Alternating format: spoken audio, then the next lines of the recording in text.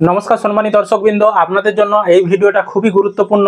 নইলে বিপদে আপনাদেরকে পড়তে হতে পারে, আজ না হয় কাল বা ভবিষ্যতে কিন্তু কোনো না কোনো দিন বিপদে পড়তে হতে পারে।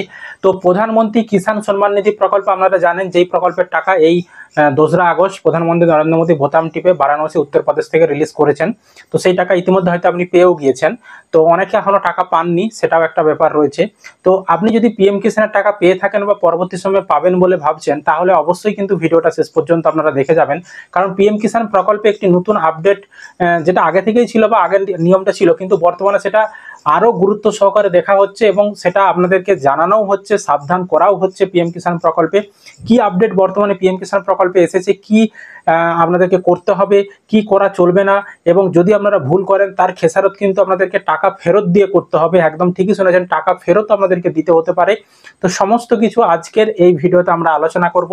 তার আগে ছোট্ট একটি অনুরোধ, চ্যানেলে নতুন হলে এই ধরনের আপডেটগুলো পাওয়ার জন্য অবশ্যই কিন্তু চ্যানেলটিকে সাবস্ক্রাইব করবেন, পাশের বেল আইকনটি ক্লিক করে অল অপশনটি অন করে রাখবেন। আর ভিডিও যদি ভালো লেগে থাকে তাহলে অবশ্যই কিন্তু একটি লাইক দিয়ে আমাদেরকে আপনারা উৎসাহিত করতে ভুলবেন না। তো আপনারা যদি পিএম কিষাণের ওয়েবসাইটে বর্তমানে আসেন, পিএম কিষাণের ওয়েবসাইট আপনারা সকলেই জানেন, pmkisan.gov.in। তো এই ওয়েবসাইটে যদি আপনারা আসেন তাহলে দেখতে পাবেন একটা এখানে ব্যানার শো হচ্ছে। ব্যানারের নিচে দেখতে পাচ্ছেন ইম্পর্টেন্ট নোট বলে একটা অপশন কিন্তু আপনাদেরকে দেখাচ্ছে। ইম্পর্টেন্ট নোট এটা কিন্তু ছিল না, নতুন করে আপনাদেরকে মানে রিমাইন্ড করাচ্ছে বা আপনাদেরকে বিষয়টা দেখাচ্ছে। তো পিএম কিষাণের তরফ থেকে কি বলা হচ্ছে, এখানে বলা হচ্ছে যে the department has identified certain suspected cases that may fall under the exclusion criteria of the PM Kisan scheme guideline। তো এখানে বলতে চাইছে যে এই যে পিএম কিষাণের ডিপার্টমেন্ট বা কৃষি দপ্তর, তারা কিন্তু বেশ কিছু সন্দেহজনক বিষয় লক্ষ্য করেছে। পিএম কিষাণ প্রকল্পে যারা টাকা পাচ্ছেন তাদের ক্ষেত্রে একটা সন্দেহজনক তারা গতিবিধি লক্ষ্য করতে পেরেছেন। কি সেই সন্দেহজনক গতিবিধি? ফর এক্সাম্পল দিয়ে এখানে পয়েন্ট করে বলা হয়েছে। 1 নম্বরে বলা হচ্ছে farmer who acquired land ownership after 1/2/2019, অর্থাৎ কৃষকরা 1/2/2019-এর পরের রেকর্ড দিয়ে পিএম কিষাণের টাকা পাচ্ছে। এই ধরনের কিছু ঘটনা ঘটেছে বা এই ধরনের কিছু কেস রয়েছে, এটা তারা সন্দেহজনক কিছু গতিবিধি দেখতে পেয়েছে। এছাড়াও 2 নম্বরে বলেছে cases where more than one family member is receiving benefits দিয়ে এখানে is both husband and wife and adult member and minor etc। তো এখানে মেম্বারের যে টাকা পাচ্ছে একটা ফ্যামিলিতে একজনের বেশি মেম্বার, সে বিষয়ে সন্দেহজনক কিছু লক্ষ্য করা গেছে। আমি ইন ডিটেলসে আলোচনা করব, আমি আগে কি বলেছি সেটা দেখিয়ে দিচ্ছি, তারপর ডিটেলসে আপনাদেরকে বিষয়গুলো বুঝিয়ে দেবো। এর সুবিধা অসুবিধা, এখান থেকে বাঁচার জন্য কি করবেন, সমস্ত কিছু আপনাদেরকে আমরা দেখাবো। অবশ্যই শেষ পর্যন্ত শুনবেন, সহজভাবে বুঝিয়ে দেবো। তারপর বলেছে the benefits for such cases have been temporarily withheld till physical verification is completed. বলতে যাওয়া হচ্ছে যে এই সকল উপভোক্তাদের টাকা সাময়িকভাবে বন্ধ রাখা হয়েছে, টেম্পোরারি বন্ধ রাখা হয়েছে বা হোল্ড করে রাখা হচ্ছে। এনাদের ফিজিক্যাল ভেরিফিকেশন কমপ্লিট হওয়ার পর তারপর কিন্তু এনারা টাকা পাবেন, এরকমটা বলা হচ্ছে। তারপর বলা হচ্ছে farmer are requested to check their eligibility status on know your status option of PM Kisan website অথবা মোবাইল অ্যাপ অথবা Kisan e Mitra chatbot for future details. অর্থাৎ পরবর্তী সময়ে তথ্য পাওয়ার জন্য আপনারা আমাদের পিএম কিষাণের যে ওয়েবসাইটে যে ফার্মার কর্নার রয়েছে তার ভিতরে আপনারা নো ইয়োর স্ট্যাটাস অপশনে এসে স্ট্যাটাস চেক করে আপনাদের তথ্য আপনারা যাচাই করে নিতে পারেন। সুতরাং এখানে কি বলতে চাওয়া হচ্ছে আপনাদেরকে, বা কি সাবধানতা আপনাদেরকে সাবধান করে দিচ্ছে না, আপনারা জানেন যে পিএম কিষাণের নিয়ম রয়েছে, এই নিয়মটা অনেকদিন থেকেই রয়েছে যে কারো যদি জমির রেকর্ড 1/2/2019 সালের পরে হয়ে থাকে, কারো যদি জমির রেকর্ড 1/2/2019 সালের পরে হয়ে থাকে, তাহলে কিন্তু সেই কৃষকটি পিএম কিষাণ প্রকল্পের টাকা পাওয়ার জন্য উপযুক্ত নন, বা সেই জমি দিয়ে সেই কৃষকটি পিএম কিষাণের আবেদন করলেও সেটি অ্যাপ্রুভ করা চলবে না এবং তাকে কিন্তু সর্বোপরি পিএম কিষাণের সুবিধা দেওয়া চলবে না। কিন্তু পিএম কিষাণ যখন শুরু হয়েছিল আমাদের পশ্চিমবঙ্গে বা অন্যান্য রাজ্যে যখন শুরু হয়েছিল, তখন কিন্তু যারা এন্ট্রি করতো নাম, প্রতিটা এন্ট্রির জন্য রাজ্য সরকারের আধিকারিকদেরকে দায়িত্ব দেওয়া থাকে। প্রকল্পের খরচ বহন করে কেন্দ্র সরকার, কিন্তু এর কাজগুলো করে রাজ্য সরকারের কৃষি দপ্তরের আধিকারিকরা প্রত্যেকটা রাজ্যের ক্ষেত্রে। তো তখন কিন্তু এত কড়াকড়িভাবে নিয়ম পালন করা হয়নি, তখন কিন্তু মানে আবেদন করেছে এন্ট্রি করে দিয়েছে, এত ভেরিফিকেশনও করা হয়নি, কিচ্ছু করা হয়নি। আমাদের পশ্চিমবঙ্গের ক্ষেত্রেও যখন হঠাৎ করে পিএম কিষাণ বন্ধ থাকার পর, মানে চালু হয়নি আমাদের রাজ্যে দিয়ে, হঠাৎ করে যখন চালু হয়েছিল তখন যখন নাম অন্তর্ভুক্ত করা হয়েছিল তখনও কিন্তু এত ভালোভাবে ভেরিফিকেশন করা হয়নি। এর ফলে দেখা গেছে একটা পরিবারে অনেক উপভোক্তার নাম ঢুকে গেছে, একটা পরিবারে 2জন পাচ্ছে, 3জন পাচ্ছে, 4জন পাচ্ছে, এরকম অনেক উদাহরণ রয়েছে। কিন্তু সরকারি নিয়ম বলছে যে পিএম কিষাণ প্রকল্পে পরিবারের একজনই কিন্তু টাকা পাবেন। এছাড়াও জমির রেকর্ড হতে হবে 1-2-2019 যে সাল তার কিন্তু আগে জমির রেকর্ডটা হতে হবে, 1-2-2019 পরের রেকর্ড হলে কিন্তু হবে না। ঠিক আছে, তো এবার পরিবারের একজন সদস্য বলতে কাদেরকে বোঝাচ্ছে, এখানে উদাহরণ দিয়েও নোটিশে বলাই রয়েছে যে একটা পরিবারে স্বামী স্ত্রী পাচ্ছে, বা তাদের মাইনর মেজর যে সন্তান রয়েছে, অ্যাডাল্ট যারা সন্তান রয়েছেন তারাও কিন্তু টাকা পাচ্ছে, মানে বাবা মা ছেলে বা মেয়ে তারাও টাকা পাচ্ছে।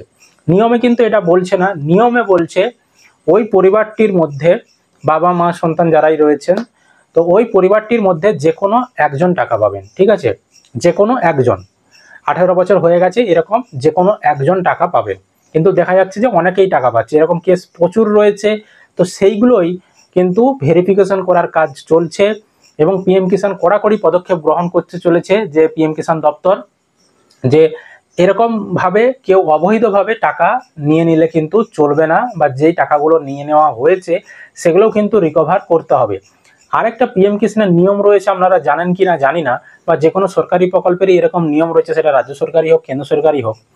আপনি কোনো প্রকল্পের সুবিধা নিয়ে নিলেন, টাকা নিয়ে নিলেন, পরবর্তী সময় যদি আপনি ধরা পড়েন, সেটা 2 বছর হোক, 5 বছর হোক, 10 বছরই হোক, আপনি যদি ধরা পড়েন আপনাকে কিন্তু আপনি ততদিন যাবৎ যা টাকা পেয়েছেন সব টাকা কিন্তু সরকারকে ফেরত দিতে হয়। এই কথাটা শুনে হয়তো অনেকেই খারাপ মন্তব্য করবেন, এটা কিন্তু বাস্তব।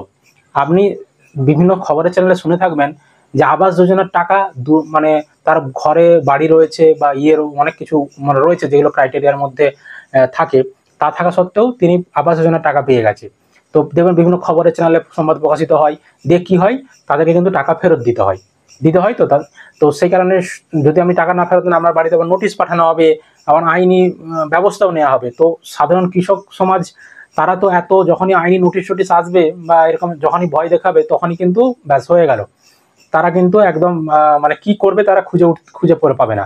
তবে এক্ষেত্রে এক শ্রেণীর মানুষের কিন্তু প্রচুর সমস্যা হবে। কোন শ্রেণীর মানুষ? যারা প্রত্যন্ত কৃষক, যারা কিছু এসব নিয়ম টিয়ম জানাই না, তারা আবেদন করেছিল, কৃষি দপ্তর এন্ট্রি করে দিয়েছে, এবার তারা বছরের পর বছর টাকা পেয়েছে, তো সেই টাকাগুলো তারা খরচ করে ফেলেছে। এখন যদি হঠাৎ করে তাদেরকে ধরে যে না আপনি অযোগ্যভাবে টাকা পেয়েছেন, টাকাগুলো ফেরত দিন, তখন কিন্তু তারা সমস্যায় পড়বেন। ঠিক আছে, এটা কিন্তু একটা বিষয় গেল। আর আরেকটা বিষয়, এই যে আপনারা অনেকেই কমেন্ট করছেন যে 1-2-2019 পরের রেকর্ড দিয়ে আপনারা পিএম কিষাণ আবেদন করতে পারবেন কিনা, বা কবে অ্যাপ্রুভ করবে সরকার। তো দেখতেই পাচ্ছেন অ্যাপ্রুভ করার এখন কোনো সম্ভাবনা নেই, কারণ সরকার আজকের দিনে দাঁড়িয়ে নোটিশ দিয়েছে। এই নোটিশটা কিন্তু ওখানে শো করতো না, ওখানে নোটিশ দিয়েছে যে আপনাদেরকে কিন্তু ওই 1-2-2019 পরে যদি রেকর্ড দিয়ে আপনি পিএম কিষাণের টাকা পান, তাহলে কিন্তু ভেরিফিকেশনের মধ্যে দিয়ে যেতে হবে, এবং যদি আপনি ধরা পড়েন টাকা ফেরতও দিতে হবে, বা 1-2-2019 পরের রেকর্ড দিয়ে আপনি কোনোভাবেই পারবেন না। সুতরাং এখন আপনি কিন্তু 1-2-2019 পরের যে রেকর্ড দিয়ে অ্যাপ্রুভেল পাবে তার সম্ভাবনা খুবই কম। এবার দেখুন কি কি পদক্ষেপ গ্রহণ করবে পিএম কিষাণ কর্তৃপক্ষ। তো এবারে যখন দেখবেন টাকা আপনাদেরকে দিয়েছে পিএম কিষাণের, অনেকেই কিন্তু টাকা পাননি। একটা জিনিস লক্ষ্য করবেন, তাদের স্ট্যাটাসের ঘরে আপডেট আসেনি, বা তাদের পিএফএম এর স্ট্যাটাসেও আপডেট আসেনি।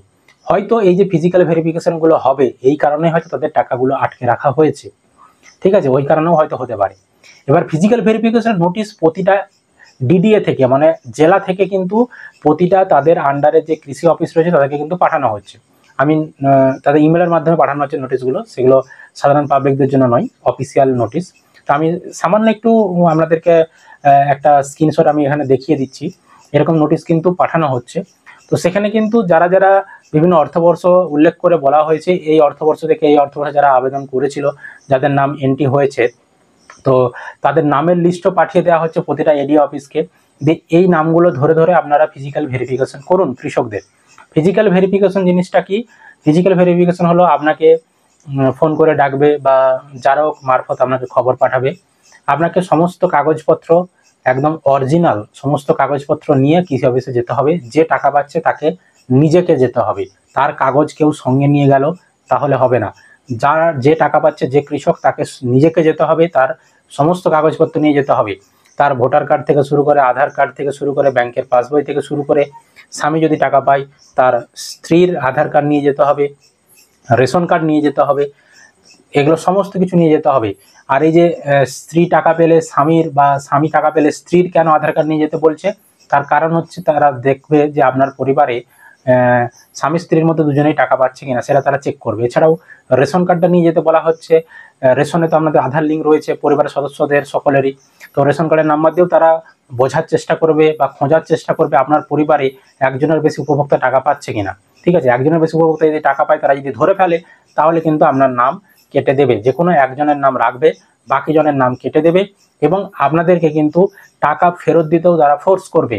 সরকারের নিয়ম অনুযায়ী আমাদেরকে কিন্তু টাকা ফেরতও দিতে হবে সরকারকে, যারা অযোগ্যভাবে টাকা নিয়েছেন। ঠিক আছে, যারা যোগ্যভাবে টাকা পাচ্ছেন তাদেরকে টাকা ফেরত দিতে হবে না বা তাদের কাছ থেকে টাকা ফেরতও নেবে না সরকার, কিন্তু যারা অযোগ্যভাবে টাকা পাচ্ছেন তাদের কাছ থেকে কিন্তু সরকার টাকা নেবে।